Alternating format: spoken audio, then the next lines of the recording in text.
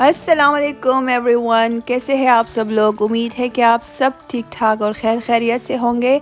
आज आप लोगों के साथ मैं गुलाब जामुन की रेसिपी शेयर करूंगी जो कि बहुत ही आसान है बनाना, ख़ास तौर पर खुश्क दूध यानी जो ड्राई मिल्क होता है उसके साथ, क्योंकि यहाँ पर खोया मिलना थोड़ा सा मुश्किल होता है, तो जो ड्राई मिल्क है वो बहुत आसानी से मिल जाती है। तो सबसे पहले मैं शीरा बनाऊँगी। शीरा बनाने के लिए 3 कप पानी ली है मैंने और उसमें मैंने 2 कप चीनी शामिल कर दी है। ये मेरा जो कप है, मेजरिंग कप है, ये 1/3 है, इस वजह से ये 6 शामिल करूँगी। और 4 से 5 ग्रीन कार्डिमम यानी जो ग्रीन इलायची, जो हरी इलायची होती है वो शामिल करूँगी दरमियान से थोड़ी सी काट कर, क्योंकि जो असली खुशबू होती है इसकी दानों में होती है। और हिलाऊंगी और क्रिस्टलाइजेशन रोकने के लिए, यानी जो चीनी अगर ऊपर जमा हुआ हो तब कभी कभार जम जाता है, तो इस वजह से हम सिट्रस जूस डालते हैं। जो भी सिट्रस हो आपके पास, लीमू हो, ऑरेंज हो या फिर माल्टा हो, उसका जूस 1 टेबलस्पून शामिल कर दे तो क्रिस्टलाइजेशन रुक जाता है। गुलाब जामुन का जो डो है बनाने के लिए सबसे पहले हम ड्राई मिल्क लेंगे। फुल क्रीम हो तो बहुत ही मज़े का आ जाता है। 2 कप्स ड्राई मिल्क यानी खुश्क दूध शामिल करूँगी और इसी में 1 टेबलस्पून सेमोलिना यानी सूजी का जो आटा होता है या फिर सूजी कह दे वो शामिल करूँगी और 2 टेबलस्पून मैदा या फिर सेल्फ राइजिंग फ्लावर वो शामिल करूँगी। अगर सेल्फ राइजिंग फ्लावर नहीं है आपके पास तो बेकिंग सोडा या फिर half tea spoon baking powder भी शामिल कर सकते हैं। इससे गुलाब जामुन बहुत ही स्पंजी और फ्लफ़ी आ जाता है। अगर आप खोया घर में बनाते हैं तो खोया बनाने के लिए क्या होगा कि ड्राई मिल्क और मक्खन को एक साथ या फिर क्रीम को एक साथ थोड़ी देर के लिए पकाते हैं तो उससे खोया बन जाता है। बेसिकली ये खोया बनाने के लिए होता है। और 1 टेबलस्पून बटर शामिल करूँगी। बटर शामिल करके इसे अच्छी तरह मैं मिक्स करूँगी हाथों से मसल कर, क्योंकि जो बटर है और ये जो बाकी खुश्क अज्जा है आपस में बिल्कुल घुल मिल जाए और एक डो की शक्ल में आ जाए। डो नहीं, अगर मैं आपको आगे दिखाऊंगी कि अगर आप मुट्ठी में बंद करेंगे तो वो बिल्कुल एक बॉल की शेप ले लेगा। अगर उस तरह नहीं होगा यानी आपकी जो मक्खन है वो कम होगा या फिर अच्छी तरह मिक्स नहीं होगा। इस तरह मसल के मैं बिल्कुल अच्छी तरह मिक्स करूँगी बटर यानी मक्खन को खुश्क अज्जा के साथ। और फिर मैं चेक करती जाऊंगी दरमियान में कि ये रेडी है या फिर नहीं है। अभी मैं हाथों से बॉल बनाऊंगी। अगर बॉल बन जाए अच्छी तरह तो ये रेडी है। अगर नहीं है तो मैं इसे फिर से मसल के मिक्स करूंगी और चेक करूंगी। ये बिल्कुल इस तरह बॉल बनना चाहिए। और अब जब बिल्कुल हमारी जो खुश्क अज्जा है यानी जो हमारा क्या कहते हैं खोया बिल्कुल रेडी है, सिर्फ इसमें मैंने जो एडिशन डाला था सूजी और मैदा, उसके बाद में वार्म मिल्क लेकर जितना आपसे, यानी क्योंकि कभी कभार ज़्यादा मिल्क दरकार होता है यानी ज़रूरत होती है या फिर कभी कभार बहुत कम हो जाती है, तो आप अपने मुताबिक दूध शामिल कीजिएगा। लेकिन आपका जो मिक्सचर हो वो थोड़ा सा लिक्विडी हो, क्योंकि उससे सूजी अपने अंदर जितनी भी लिक्विड है एब्जॉर्ब कर लेता है अगर आप इसे रेस्ट देंगे 2 से 3 मिनट तक।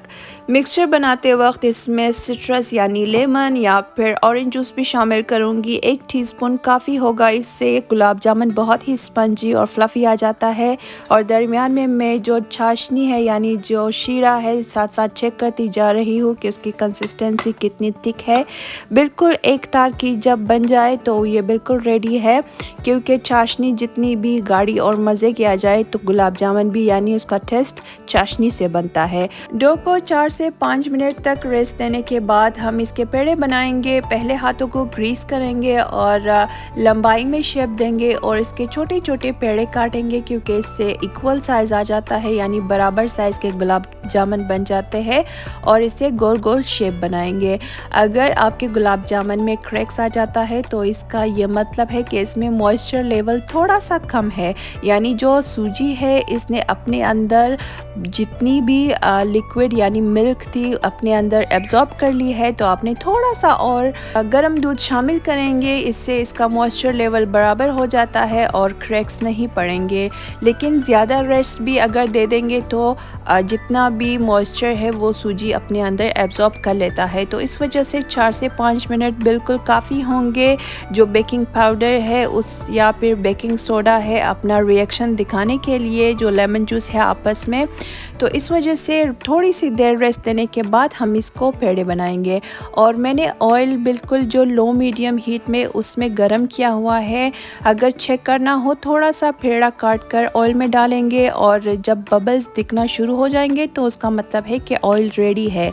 ऑयल को हमने हाई हीट पर यानी हीट नहीं करना होता, क्योंकि उससे बहुत ज़्यादा गर्म हो जाता है और जो गुलाब जामुन है बाहर से पक जाएंगे और अंदर से कच्चे रह जाएंगे।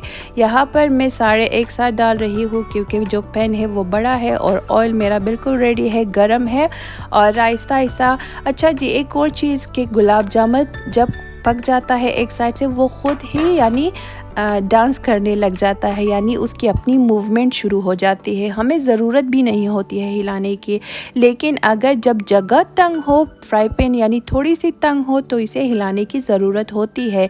गुलाब जामुनों को बराबर रंग देने के लिए थोड़ी सी ज़रूरत होती है हिलाने की, अगर यानी आपके फ्राई पैन तंग हो। अगर जगह खुली हो यानी फ्राई पैन बड़ी हो तो हिलाने की भी इतनी ज़रूरत नहीं होती, थोड़ी कभी कभार हो जाती है, क्योंकि गुलाब जामुन जब एक तरफ से पक जाती है तो दूसरी तरफ से वो बिल्कुल खुद ब खुद उलटना शुरू हो जाता है, मूवमेंट शुरू हो जाती है। यहाँ पे बिल्कुल फास्ट फॉरवर्ड है तो आपको लगता है कि कलर जल्दी आ गई है, लेकिन ये बिल्कुल जो पूरा प्रोसेस है पकाने की मैंने कैप्चर किया है और फास्ट फॉरवर्ड किया है कि वो आप देख ले कि कितनी देर में आहिस्ता आहिस्ता पक जाती है गुलाब जामुन बिल्कुल अंदर तक, यानी सख्त नहीं होता। कभी कभार गुलाब जामुन किसी के अंदर सख्त होता है और ऊपर से स्पंजी आ जाता है, या फिर किसी की कभी कभार ऊपर से सख्त आ जाता है और अंदर से बिल्कुल गुई हो जाता है। वो हीट की वजह से होता है या फिर डो की वजह से होता है। लेकिन ये बिल्कुल बराबर अच्छी तरह पक गई थी और इसे मैं गरम गरम चाशनी में शामिल करूँगी। यानी जो शीरा होता है गरम हो, ज़्यादा गरम ना हो, फिर उसके शेप ख़राब हो जाते हैं गुलाब जामुन के। थोड़ी सी गरम हो, बिल्कुल थोड़ी सी गरम। तो मैं गुलाब जामुन को शीरे में शामिल करूंगी और थोड़ी देर के लिए रख दूंगी कि अपने अंदर जितनी भी शीरा एब्जॉर्ब कर सकता है एब्जॉर्ब कर ले। फिर मैं इसे अलग डिश में निकाल दूंगी। यहाँ पर गुलाब जामुन के साइज़ आप चेक कर सकते हैं कि कितनी स्पंजी और बड़ी हो गई है और बहुत ही मज़े की बनी थी।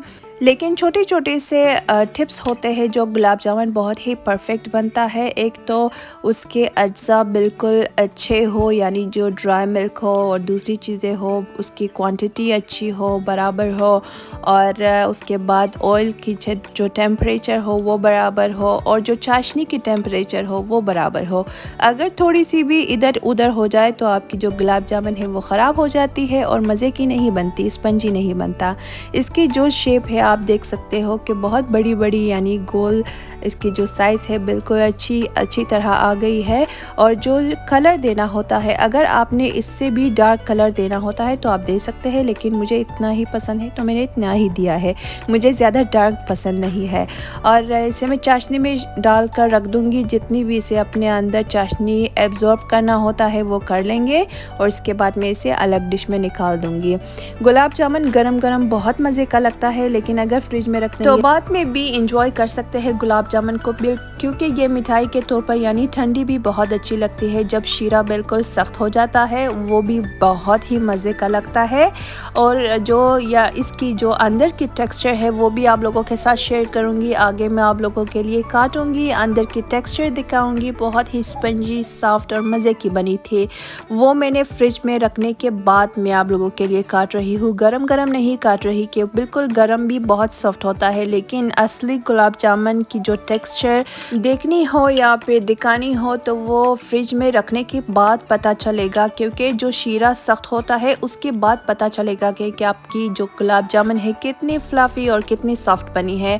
गरम गरम तो सभी बहुत सॉफ्ट होती है, लेकिन जब फ्रिज में रखते हैं बाद में पता चलता है कि वो कितना सख्त हो गया है। लेकिन अभी मैं आप लोगों के लिए सामने काटूंगी। फ्रिज में पूरी ओवरनाइट रखने के बाद सुबह को मैंने काटी थी और बहुत ही फ्लफी और बहुत ही स्पंजी, बहुत ही मज़े का बना था। अच्छा जी, कैसी लगी आप सबको आज की रेसिपी यानी गुलाब जामुन की रेसिपी? अगर पसंद आए हो तो प्लीज़ लाइक, शेयर और सब्सक्राइब भी कर दीजिए चैनल को, और कमेंट करके भी बताइएगा कि आप सबको कैसी लगी, और ट्राई भी कीजिएगा, बहुत ही मज़े का बनता है। मैं मिलूँगी आप लोगों से इंशाल्लाह अपनी नेक्स्ट वीडियो में। तब तक के लिए अपना और अपने घर वालों का बहुत ख्याल रखिएगा। अल्लाह हाफिज़।